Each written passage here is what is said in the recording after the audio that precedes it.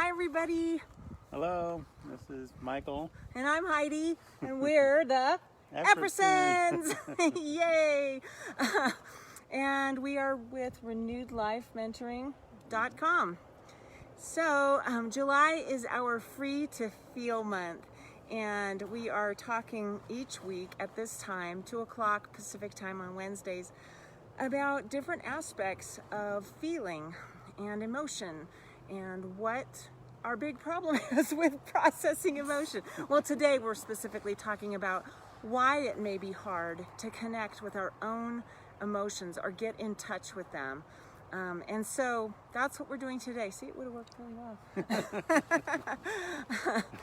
Anyway, so next week we're going to talk about how to take into account what we're sharing this week, but then to move into the Lord and create a space where we will process with Jesus the emotions that He helps us to get in touch with.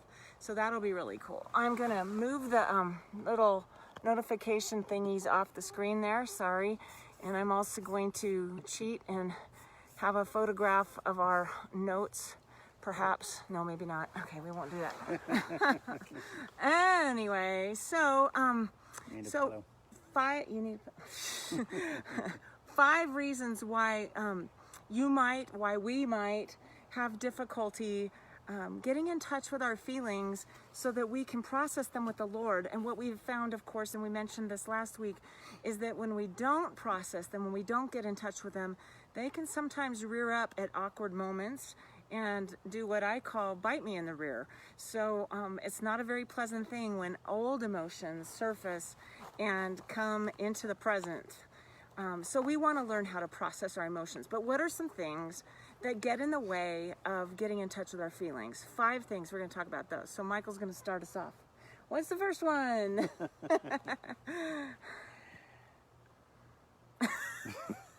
Sorry. Oh, no problem. I guess the first one is something that I talked about recently in a blog that I wrote, where I'm trying to share my emotions, and the person that I'm trying to share with doesn't really respond, or I think maybe they don't know how to respond, possibly, or something like that. But I know in my case that the feeling that I got is that they didn't really care, and they weren't engaged, or they didn't care enough to engage in what I was trying to talk about, or what I was trying to feel, or what I was trying to share with them. And so it kind of just left me. It's like, well, why should I share if you're not interested in what I have to say, or the things that I'm going through that I'm trying to share with you. Yeah, it's sort of like I am in touch with my feelings, so I'm going to share them with you, and you, not Michael, but somebody, doesn't respond to me when I have connected with my feelings. It kind of teaches me that I don't want to do that again if they don't respond. And you said something really wise when we were talking about this, that one of the reasons that a person might not respond to me sharing my feelings is because they don't know how to what did I say? They don't know how to... I can only say it once, sorry. Be in touch with their own feelings. Oh, yeah. They have a hard time being in touch with their own feelings, that's right. Yeah, and you have known people like that. Yep, sounds absolutely. Like. Okay, so the first reason that Michael and I talked about with each other is that if a person's non-responsive, we can interpret that as though they don't care. Who wants to bother getting in touch with your own feelings and share them with somebody if nobody cares? And that may be a perception on our part that's in error. And I will say, I think also is that that it's important to at least find somebody to share those feelings with. And just because somebody's in your family, and you feel like that's the person you should share with, maybe it's not. And I think it's important, especially as adults, to find either people or even groups that we have the ability to share and to be able to process those emotions with. I think that's a really good idea. In fact, I think that's a biblical idea. God has created us for community.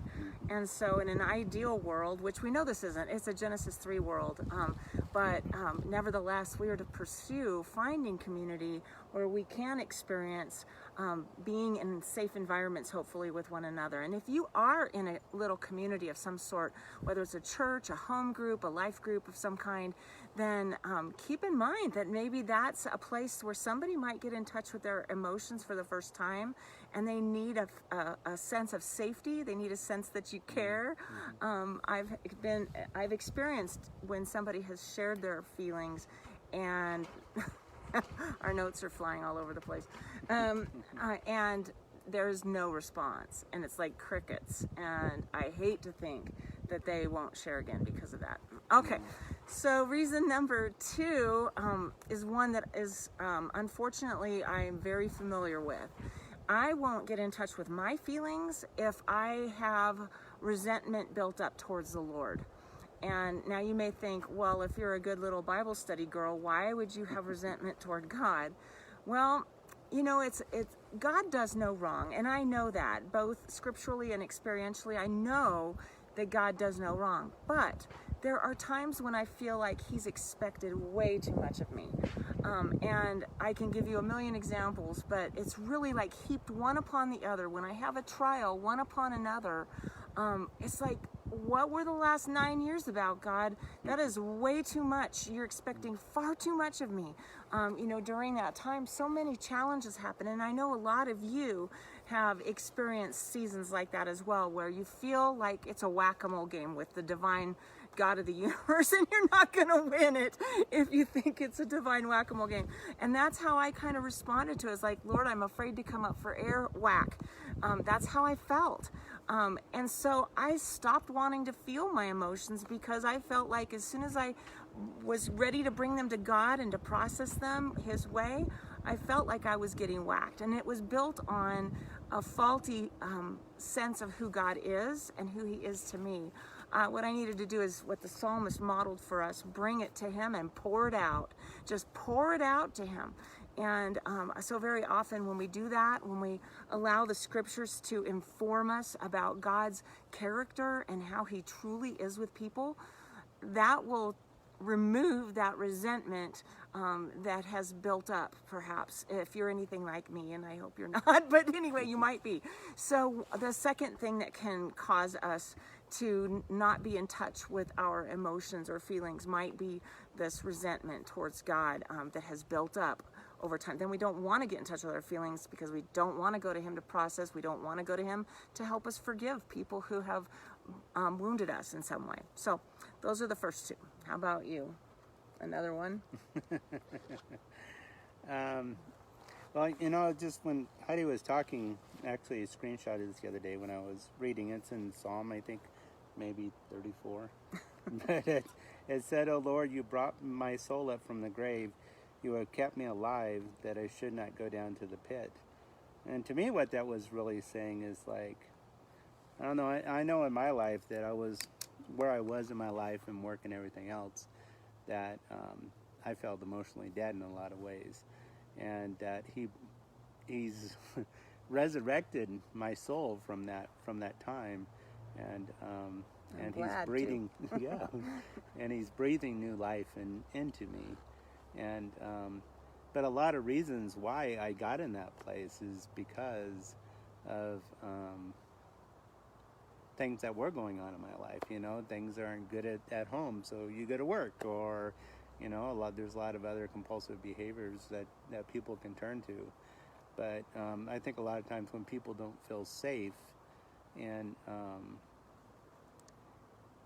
to be able to share their feelings, and a lot of it might be go back to what I was talking about in the first place is, you know, and we discussed it last week as well, that, you know, 1 or 2 things can happen. You try to share your emotions and it doesn't feel like anybody's hearing you.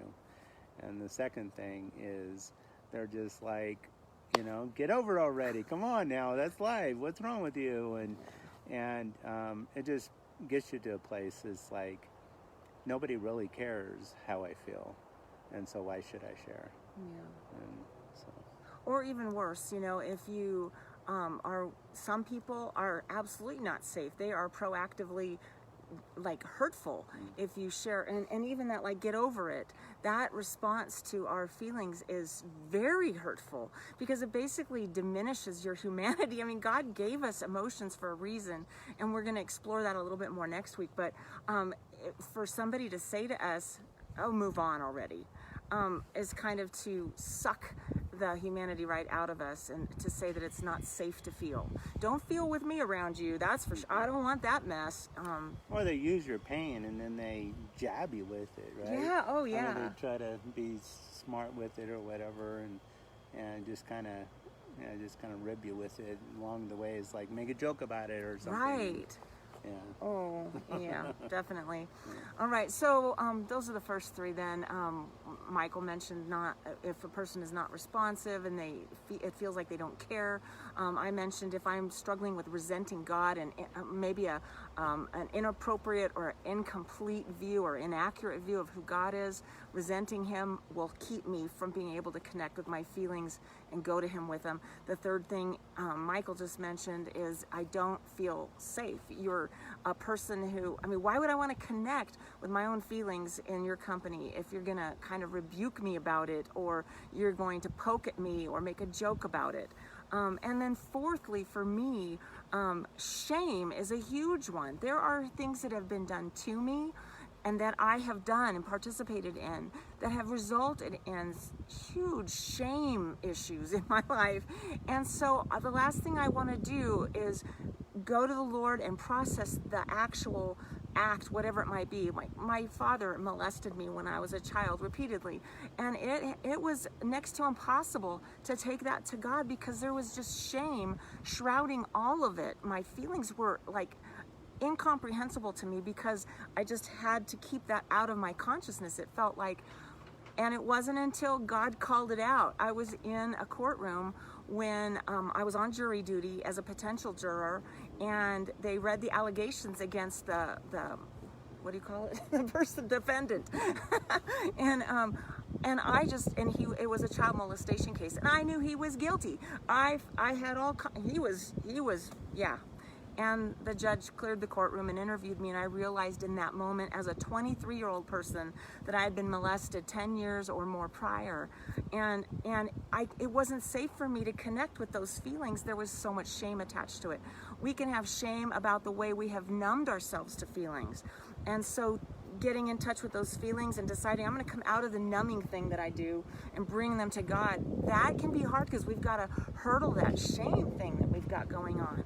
And so we want God's thoughts about our shame as well. And we will talk again about that next week. What are God's ways of dealing with this stuff? And so did you have any others? I have one more I want to share, but if you have any other things that get in the way of feeling our feelings, of knowing what we're feeling, now would be a great time to share it. If you have any more, or any more thoughts on it. Well, I was just thinking of a recent example. Oh. I think sometimes it's like when we don't really know how to share our feelings, and sometimes we try our best to express what we're feeling, or even if it's a trigger from the past or something like that, and it's misunderstood. Mm-hmm. And sometimes I think that the other person can become defensive when all you're really trying to do is like kind of cry out. It's like, I realize that this is happening, and I don't know if I would say asking for help, but definitely trying to explore that feeling. And I think that if you're the person either expressing your feeling or the one that is being expressed to, that's definitely appropriate, I guess, to be able to if you're the person receiving, like someone's trying to share with you their feelings. I'm rambling. No, sorry. you're not. It's good. Yeah, it's trying to. If you're the person that the other person is trying to express their feelings to maybe even help recognize that is what they're doing, even if it's not coming across the way that they were hoping it to, and just to give them grace, and to understand that they're doing the best. And I know one of the things that we hope to do is to be able to give people tools to help them to process those feelings, and maybe be able to open up to people. When we were praying, one of the things that came out when I was praying is that God opens our heart to not only let the pain out, but to let His love in. And I think that is the most important thing, and it's a thing I think we all should be striving for sure. Yeah, that's beautiful. We should end right now because that's a nice thing to end on. Just to make it a little more clear, I think Michael may be talking about, I've encouraged him to share his feelings with me, and it's a new language for him. And yeah. he doesn't always use language that I appreciate. and so this is a whole... Not foul language. No. But like, well, you made me feel, or whatever. And so even if it's not that, it can be something similar. And he needs grace in that moment from me, and encouragement to tap into, okay, what's beneath that? And he needs to exercise patience with me as I try to help him with that too. So yeah, we're practicing with the tools that we hope to share. We're getting our own bearings as a newlywed couple in the second, their own histories. In the second half of a century of living. Right. Anyway, okay, and then the fifth reason that it may be difficult to connect with our own emotions or feelings might be because we have a history, a habit of running, numbing, avoiding, anesthetizing, and I just won't stop and slow down long enough to say, what's here?